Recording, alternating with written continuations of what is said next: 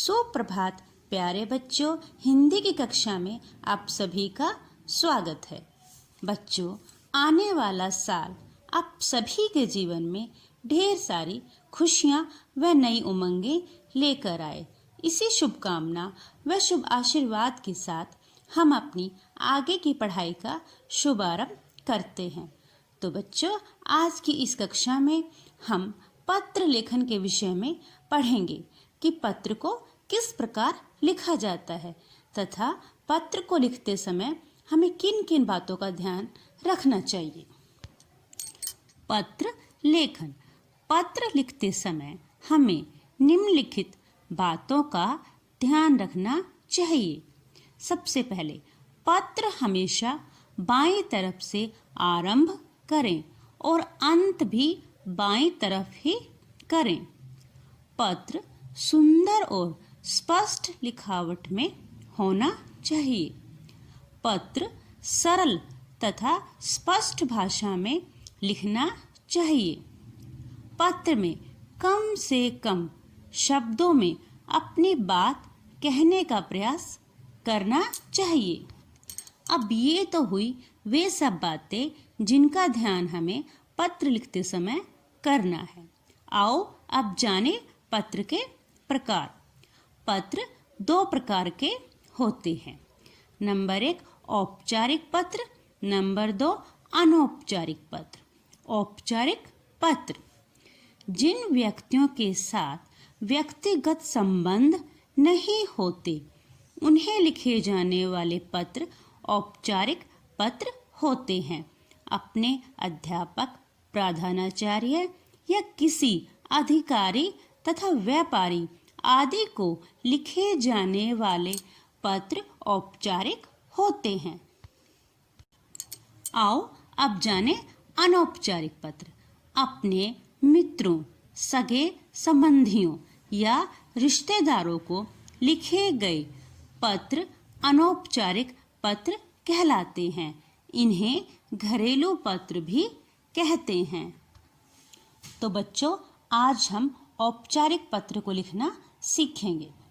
स्वास्थ्य अधिकारी को मोहल्ले की सफाई के लिए पत्र। जैसा कि हमने अभी पढ़ा था कि हमें पत्र हमेशा बाईं तरफ से ही शुरू करना है।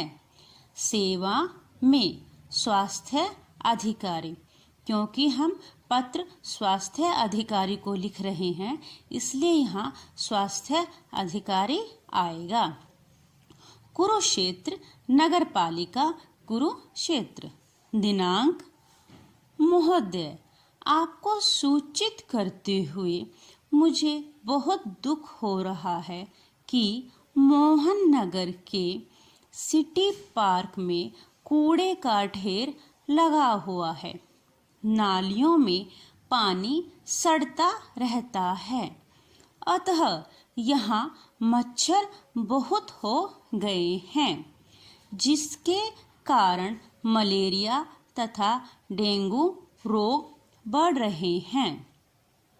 हमने यहाँ के सफाई कर्मचारियों से कई बार इस गंदगी को साफ करने की प्रार्थना की, पर उनके कान पर जूं तक नहीं रेंगती। जूं ना रेंगना एक मुहावरा है बच्चों, जिसका मतलब होता है कि किसी व्यक्ति पर किसी भी प्रकार का कोई प्रभाव ना होना। आपसे प्रार्थना है कि इस क्षेत्र की सफाई की उचित व्यवस्था करें। इस कार्य के लिए हम आपके आभारी रहेंगे।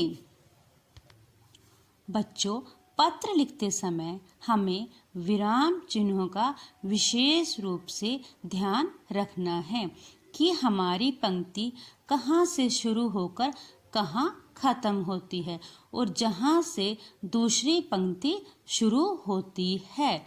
ये सब हम विराम चिन्हों के द्वारा ही सही कर सकते हैं। अब जिस प्रकार से हमने पत्र को बाईं तरफ से शुरू किया था तो अंत भी हम बाईं तरफ से ही करेंगे। अंत में हम लिखेंगे धन्यवाद सहित भवदीय नाम, घर का पता।